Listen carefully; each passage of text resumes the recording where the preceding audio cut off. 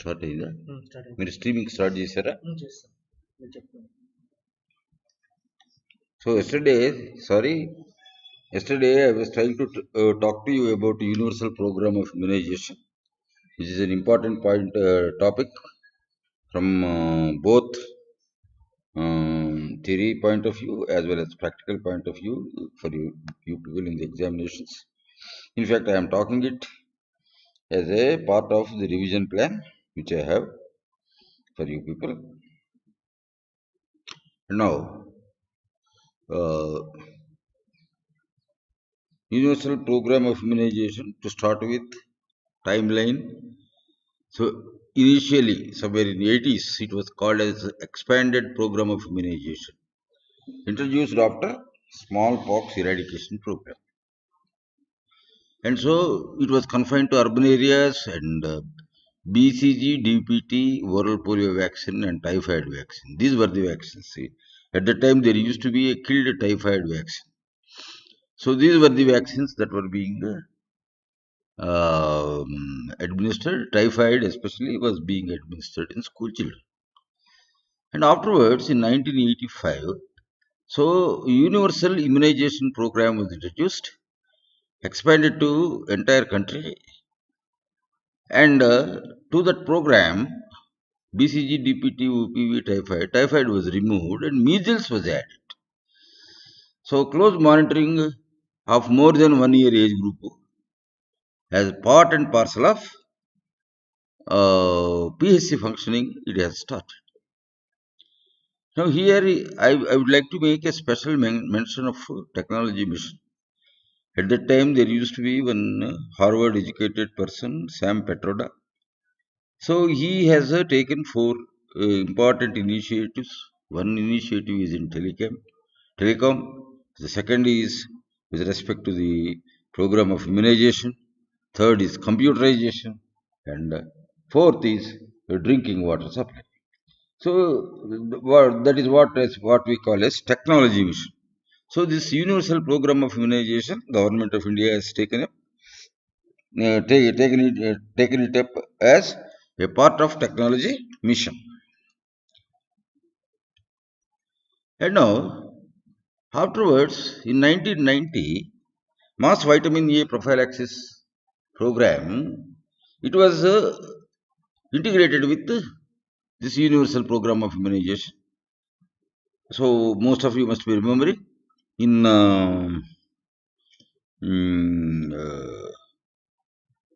nutrition, I have taught about it.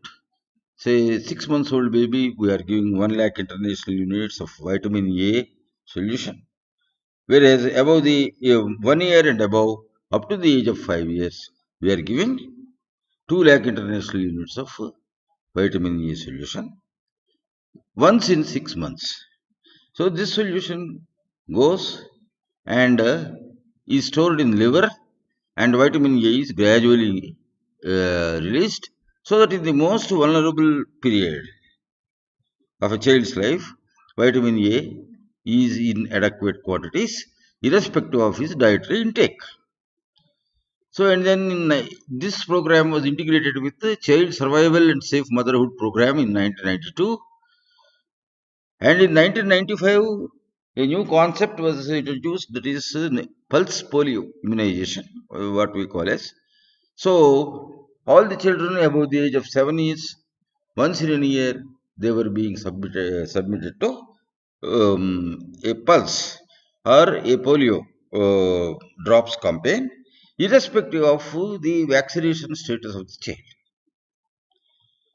And in the earlier stage it was like that, but in the later stages, say per year 5 pulses were being administered.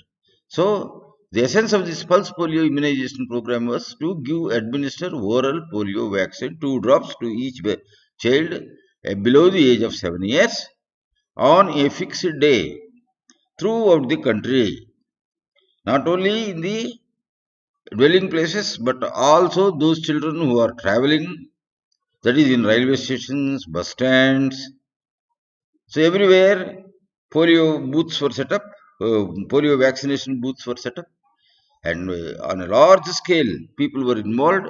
That is teachers, postmasters, whoever. So that is part and parcel of polio elimination activity effort. We have taken up this pulse polio immunization probably in somewhere in 2007 or 9. I don't remember exactly. Now this pulse polio immunization activity was discontinued and replaced with another kind of polio elimination activities. So, and then reproductive and child health program in 1997, again it has come. So this program got attached to this reproductive and child health program. And then in 2005, RCH has been incorporated into National Rural Health Mission. So at present, in the rural areas, it is being administered as a part of National Rural Health Mission, and in the urban areas as a part of Urban Health Mission. So in spite of so many efforts, you can see the coverage. Say again, same Rajasthan, Madhya Pradesh, Bihar, Uttar Pradesh, say below 30%. It is latest Family Health Survey, National Family Health Survey 2015 results. So their coverage is only around 30%, and above 80% is in Tamil Nadu.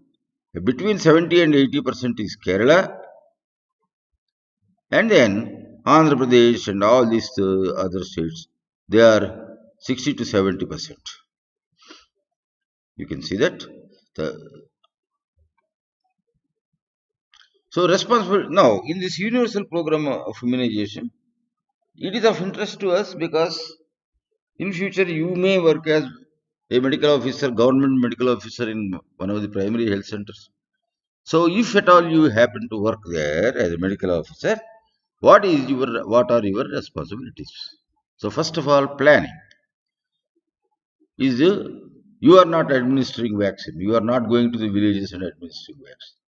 You are planning the administration of vaccine. It is ANMs, that is female health workers and male health workers, who will be administering the vaccine. And if they are going on leave, the female health supervisor or male health supervisor may replace them and may administer vaccine. Please remember, in the examination you will be telling Asha. You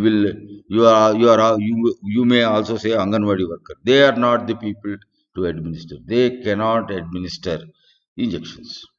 So guide health workers to analyze their data, identify bottlenecks, constraints, and prepare microplans. Microplans. What exactly, at what time the clinic should commence in such and such area where the immunization performance was not up to the mark in the previous month. So this is how a microplan. While preparing a microplan, the female health worker microplan at female subcenter level, that is prepared by the female health worker, and microplan at primary health center level is prepared by medical officer with the cooperation of block extension educator. So guide health workers to analyze their data, identify bottlenecks, constraints, and prepare microplans. And prepare block microplan based upon subcenter microplan. Now, just now I have told. And prioritize health facilities or areas for additional support. And regular review and update of microplans. So, much of it is about microplanning both at subcenter level and primary health center level.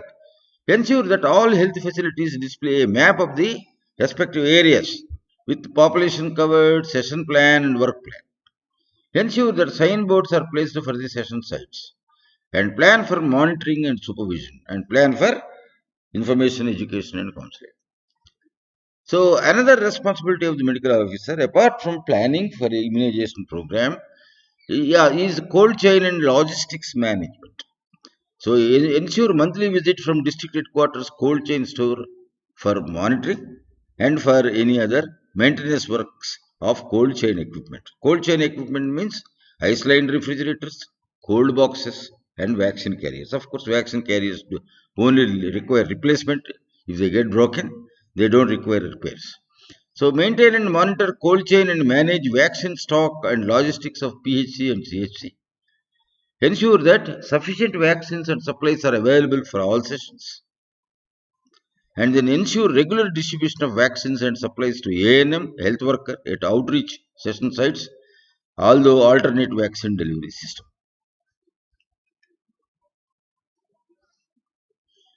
So responsibilities of medical officer, another next responsibility is, so ensure planned outreach sessions are implemented even if health worker is on leave by making alternate arrangements.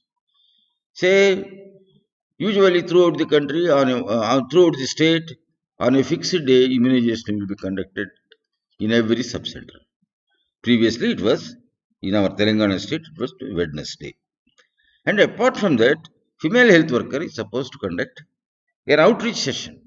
That is, an immunization session in that particular village or in that particular locality, which is not accessible to the fixed dose center. So they have to go and conduct the outreach session. But that is what it means by outreach session. So ensure, so it is these outreach sessions which are very, very important, so as to cover those people who are reluctant to take vaccination or who don't have the opportunities to take vaccine, or those people who don't have time to take the vaccine. So ensure planned outreach sessions are implemented even if health worker is on leave by making alternate arrangements, and establish a system to aggregate and review sub-center monthly reports and prioritize for support. In every month, primary health center medical officer conducts a monthly meeting with his staff.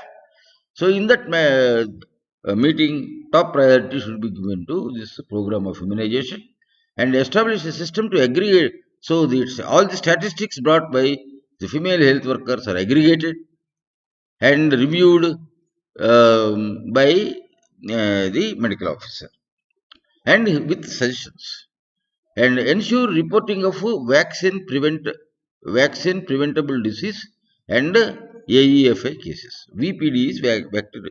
Suppose in spite of vaccination, your effort, there is a case of diphtheria or there is a case of polio in the sub-center area, then you please encourage your health workers and ask them to uh, report it.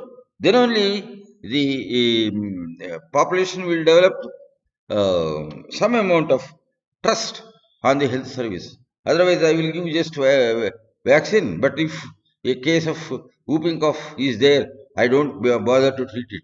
If that kind of attitude you take, then probably the necessary cooperation will not come.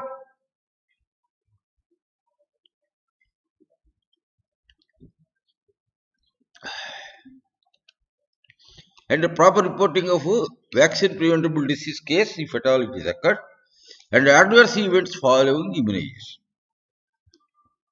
If any child has got any adverse event, it can be fever, it can be rash, it can be convulsions, it can be vomitings.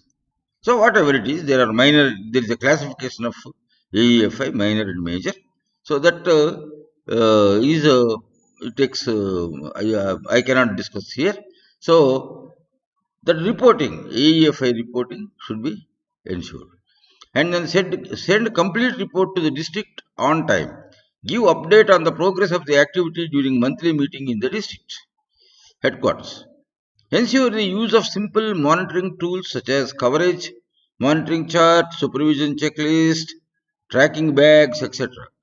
Prepare a supervisory schedule for visits and regular meetings for follow-up with each health facility. Either he should inspect personally whether the immunization is going on in a proper manner or not, or he should make the medical officer, female health supervisor or male health supervisor to inspect. Because inspection and supervision are very, very important in public health activities.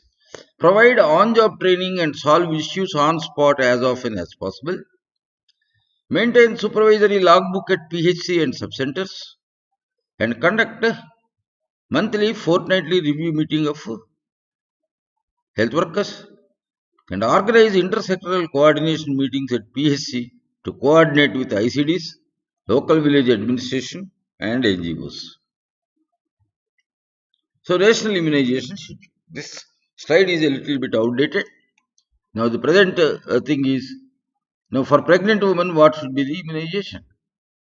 So there, the tetanus toxoid, 2 doses.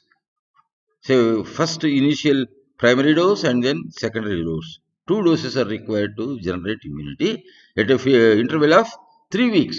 So TT1, now this TT1 is going to be phased out, and now it will be replaced by DT1, diphtheria tetanus. So that is, it should be administered early in pregnancy. DT will be administered. Remember, this is something which the examiners may ask you in the examination. Is it TT or is there any change? This is the question which they are going to put. So it is DT. It is not TT. TT is just one toxoid, tetanus toxoid, whereas now the government is going ahead because of the problem of adult diphtheria, appearance of the problem of adult diphtheria in the population. So the government is trying to administer DT. So DT1 and DT2, this is what we call as primary vaccination. So it gives immunity for a period of nearly 3 years. And then what happens? Suppose the lady is comes for second pregnancy. Then what will you do? So you ask for the record, verify the record. If the record of previous tetanus toxoid DT immunization is there, then just one booster dose will be sufficient. But if there is no record, just verbal history or oral history will not do. If there is no record, the lady is unable to produce the record, then you please repeat the dose. That is primary vaccination once again. So this is what the guidelines say. And now BCG. So at birth or as early as possible till 1 year of age. So before 1 year of age, and the vaccination should be given to the left upper arm, almost near the insertion of deltoid muscle. And please remember 0.1 ml, this is given, the route of administration is intradermal. It is not even subcutaneous. It is 0.1 ml. And if newborn infant, it is 0.05 ml. And this BCG vaccination is administered with a special kind of syringe, some kind of a syringe which is very much akin to insulin syringe, with the help of which you will be able to draw very small quantity of vaccine also in an accurate manner. That is what we call as BCG syringe. And now hepatitis B, at birth or as early as possible within 24 hours, and then it is 0.5 ml. Now hepatitis, and then DPT and influenza, Haemophilus influenza, 5 vaccines put together. Now they are being given as a pentavalent vaccine. Now this pentavalent vaccine is administered intramuscular. Say in the infant, intramuscular means not to the gluteus muscle or not to the deltoid muscle. It is to the lateral aspect of the thigh, anterolateral aspect of the thigh, intramuscular, deep intramuscular, 0.5 ml.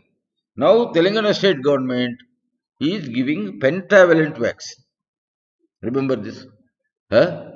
So now this whole schedule of giving hepatitis B separately and then OPV, DPT separately, now it is not there.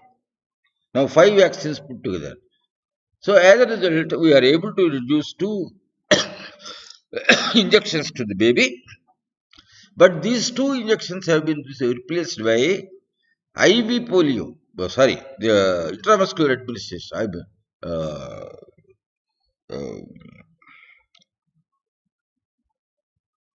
Injectable polio vaccine. That is what we call a SAC vaccine. Say the oral polio is Sabin vaccine. This is SAC vaccine. So that is being administered. 2 doses of injectable polio vaccine apart from 3 doses of oral polio vaccine. That is what is being administered. Now that is the present trend. The remaining things remain by and large same. 2 drops of polio vaccine has to be administered, say at an interval of 4 to 6 weeks, and all those things they are there, very much there in place. And then at the age of 9 months, now this slide mentions measles vaccination, but it is not measles but alone, but it is MR vaccine. Now measles vaccine alone is not available. It is MR vaccine. That is measles and rubella vaccine. So it is 0.5 ml, and this vaccine is given subcutaneous. Unlike BCG, which is given intradermal, this vaccine is given subcutaneous. And then vitamin A at the age of 6 months, first dose is given, and from there onwards, every 6 months, 2 lakh international units are given.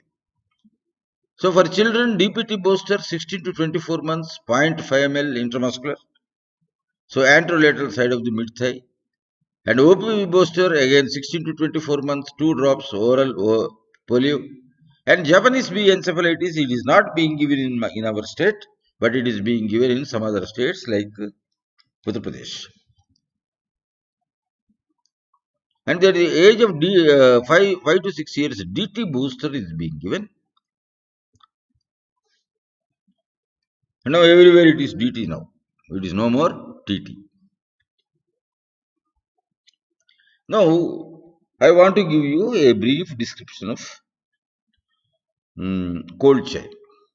So, from vaccine manufacturer, it comes to the vaccines come to the national airport, and from there they come to primary vaccine store in the national headquarters, that is Delhi, and then intermediate vaccine store, that is at the state level, may it be Hyderabad, may it be some other place, and then from intermediate vaccine store it goes to the health center, and from there to the health post. Health post is the end point.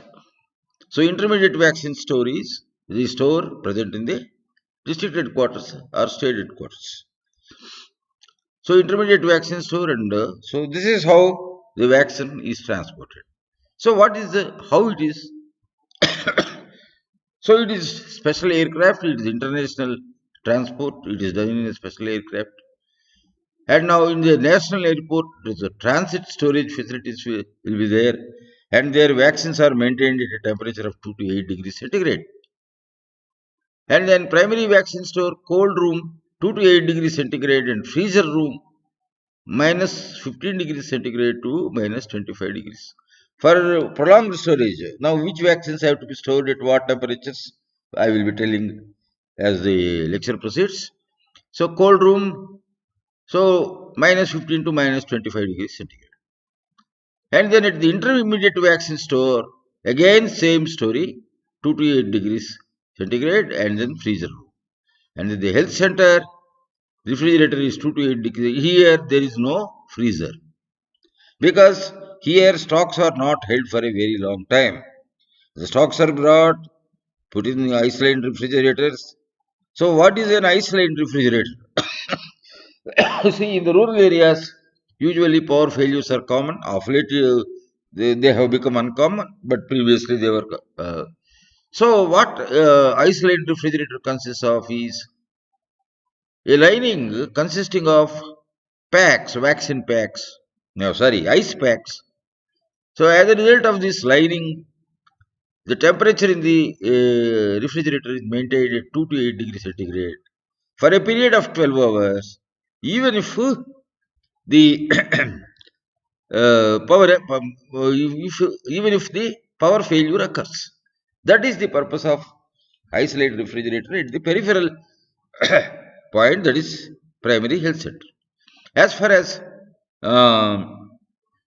at subcenter level is concerned, it is taken in vaccine carrier.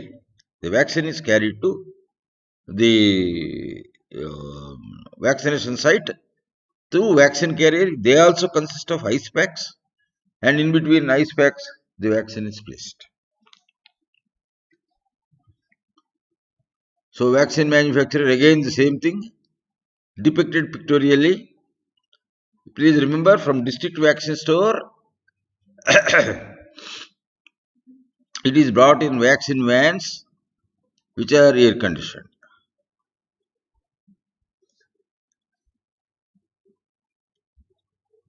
So immunization microplan. So how it looks? I have spoken at length about immunization microplan, an estimation of beneficiaries, an estimation of vaccines and logistics. A work plan including who will provide the services, who will assist in provision of the services, and where will the services be provided, when will the services be. Everything is put on paper by the ANM and that report is given. An area map with villages, hamlets, hard to reach areas, etc. at the sub-center level. For the block level, the map includes sub-center boundaries with alternate vaccine delivery routes and vaccine storage points. A plan for supervision, a budget that includes the costs of transport, meetings, social mobilization and other activities, IEC and training plans. This is a block level micro plan. This is how, this is for one community health center, once a primary health center in somewhere in North India. So you can see different sub-centers marked, and then the outreach sessions where they have to be conducted, again they are also marked. You can see a nice, this one. So working out immunization requirement. So step 1, list all villages and hamlets in the sub-center area, first of all. So this is how the ANM should do.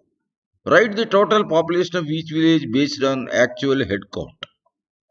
And then write annual target of beneficiaries, pregnant women and infants. For infants, it is actual head count. For PW, the head count provides a point estimate for only 6 months.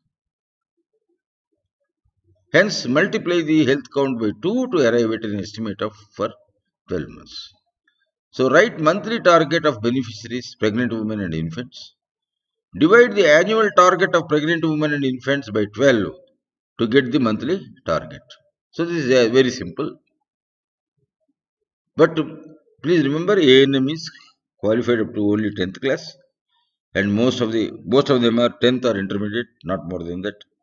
So once again, they may find it difficult, but this is very important. So working out annual requirement. So DT, now you read it as DT. Now TT is not going to be there, so read it as DT. DT, monthly target of pregnant woman into 2 doses is 2 injections. So BCG, monthly target of infants for 1 dose is 1 injection. DPT, monthly target of infants into 5 doses is 5 injections. Now that is pentavalent vaccine, now replace it. And now OPV, monthly target of infants into 4 doses. And then now MR vaccine, monthly target of infants into 2 doses, that is 2 injections. So you work out the vaccine requirement in this manner. So now working out requirement of vials, syringes, etc. Here, this is the step 6. Calculate the requirement of vaccine vials and vitamin A per month. Beneficiaries per month into 1.33. This is 0.33 is meant for giving allowance to wastage.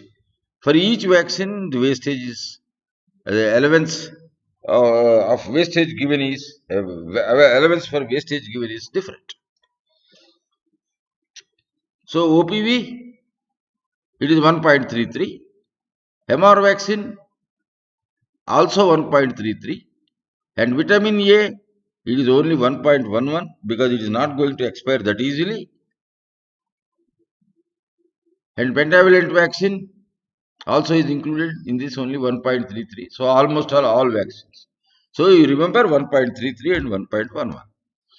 So ensure that a minimum of one vial of each vaccine is available for every session.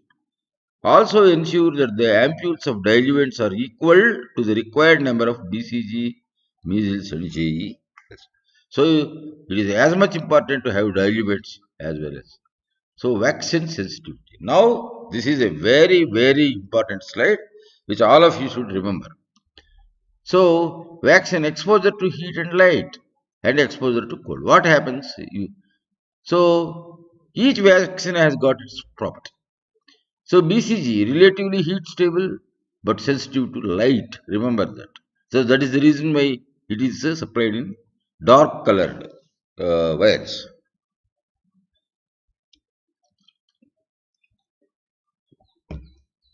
Not damaged by freezing.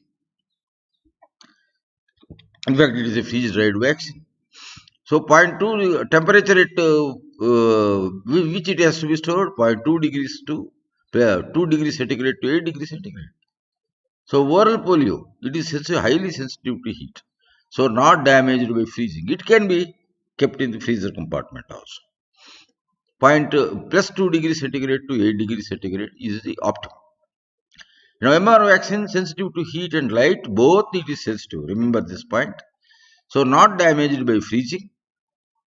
And then freeze sensitive vaccines. So there are certain vaccines which should never be kept in refrigerator, freezer. That is DPT, hepatitis B, DT, or otherwise, just in a nutshell, it is pentavalent vaccine. Pentavalent vaccine should never be kept in deep freezer. So these are some precautions which your staff may take or may not take, but you have to insist and ensure that they are taken. So here VVM. So vaccine vial monitor. So you can see white square and dark square. In diagram 1, it is white square, that is usable vaccine, and in 2, so this is improperly showed, so it has acquired a darker view. So how it happens? So first of all, it becomes little dark, and then totally that entire square gets obliterated, and in the fourth stage, it totally becomes dark. So it is stage by stage transformation due to heat damage of vaccines. Remember this point. So stage 1, stage 2, slight discoloration. Stage 3, the square is almost obliterated. Stage 4, very dark. So this is how vaccine vial monitor has to be read. So cold damage shake test. Sorry. So freeze damage tip T. So again, now this is not required. Once this pentavalent vaccine has come, there is no point. And then cold damage shake test. So if there is cold damage, what will happen?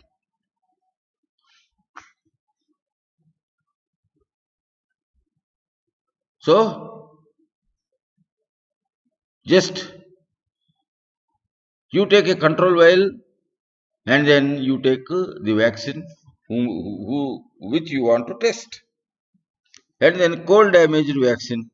So the rate of precipitation or falling down of the vaccine, the white is very fast. That is, it is cold damaged. Otherwise, it is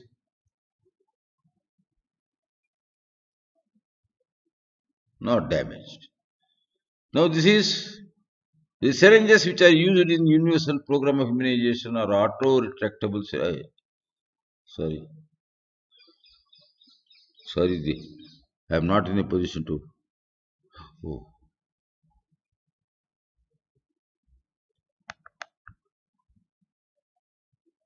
So this is small video of auto retractable syringes.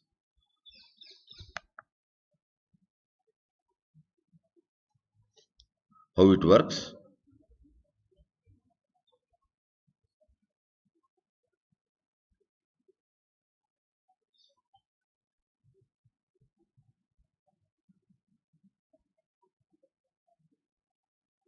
So you are drawing the vaccine. Once you have drawn the vaccine, and then the tapping is to remove air bubble, and now you have given bus auto disabled now. Even if you want to pull it out also, nothing will come out. Needle retract. Here this syringe is somewhat different. And so you have to throw it in biohazard bin after destroying the needle.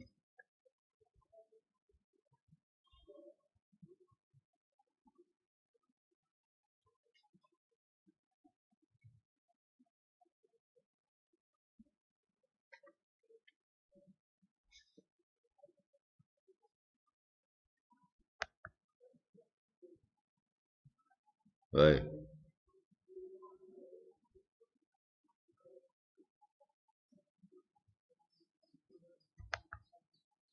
So this is now this is when I am talking about intradermal, subcutaneous, there may be an element of doubt. So this is how. The two most important considerations are the mother should be asked to hold the baby correctly for MR, not only for MR vaccination, for any other vaccination. Now the needle should subtend an angle of 45 degrees if you are giving an intravascular vaccine. Different routes of administration. Say intradermal administration, it is almost all 15 degrees. For subcutaneous administration, it is 45 degrees. And for intravascular administration, it is 90 degrees. The angle which needle subtends with skin surface. So what are the cold chain equipment? So electrical equipment, there is a deep freezer. It is not meant for, in the primary health center level, they are not meant for storing the vaccine. They are meant for preparation of ice packs. So what we call as deep freezer. And temperature maintained is minus 15 degrees to minus 25 degrees. Its storage capacity is 200 ice packs. Now you forget about OPV stock for 3 months. That is at the district headquarters level. Hold over time 43 degrees centigrade for 18 hours. Even if the ambient temperature was 43 degrees, were to be 43 degrees centigrade, it will hold for 18 hours. And now IL are large. So temperature it maintains is plus 2 degrees to plus 8 degrees centigrade. So what vaccines you will keep? There you are not keeping the ice packs. So ice packs, you are supposed to prepare the ice packs for vaccine carriers of the ANMs. And each deep freezer has got capacity to accommodate 200 ice packs. So BCG, DPT, DT, TT, measles, hepatitis B vaccine stock for 3 months. And ILR large has the capacity to hold 60,000 doses. And what is the holding time? At 43 degrees centigrade for 62 hours? 62 hours, mind you. That is nearly 4 days, 2 days, more than 2 days, 2.5 days. And then at 32 degrees for 78 hours, that is more than 3 days. Even power is not there. So in that meanwhile, during that period, you have to see to it that the vaccine is shifted to some other ILR or some other storage place of storage where the vaccine's viability can be maintained. So deep freezer small, 100 ice packs it makes, and ILR small, it can store 25,000 doses. So cold non-electrical, I am not going to talk. And so here, this is the correct placement. This is how to place the ice packs in the deep freezer. I don't want to go into these things. These things are better demonstrated than talked about. Another important thing is, while conducting the immunization session, say ice pack, water level, all things, these things, when you came to RHTC also have demonstrated, but once again I am queuing you. So water level should be maintained, appropriate water level should be maintained. And then the pit for reconstituted measles and BCG vaccines, there are two pits. So reconstituted measles and BCG vaccines have to be kept in that. So that, because every child you are not administering BCG, every child you are not administering measles. So in between, so you are keeping in this so that temperature is maintained. An ice pack is correctly conditioned when the water covers its surface and the sound of water is heard on shaking it. That is how you will find out. And another important activity with respect to this temperature monitoring.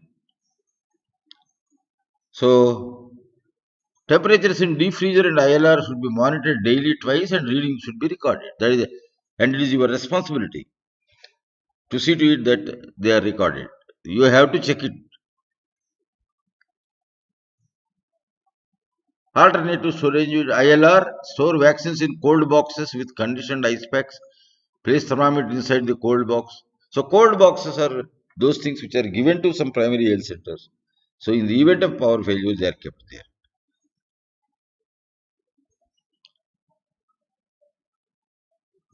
So this is emergency plan and open vial policy. This is one another point which you should know.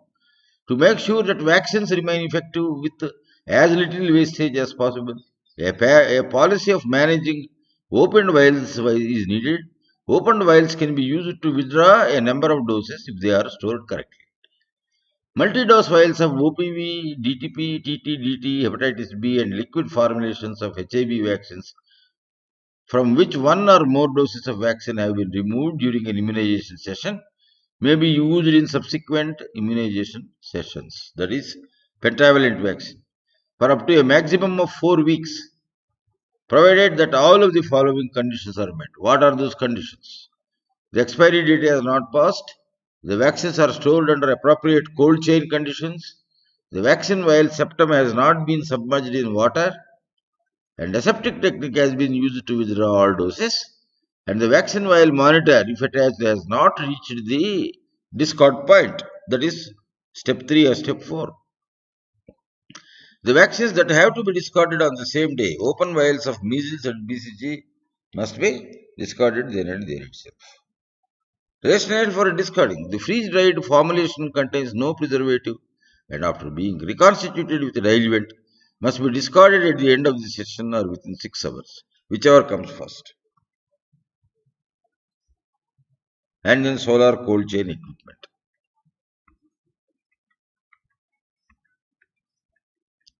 I am not going to speak much about them. Already I have exceeded the time allotted to me. Thank you. Thank you for your patience.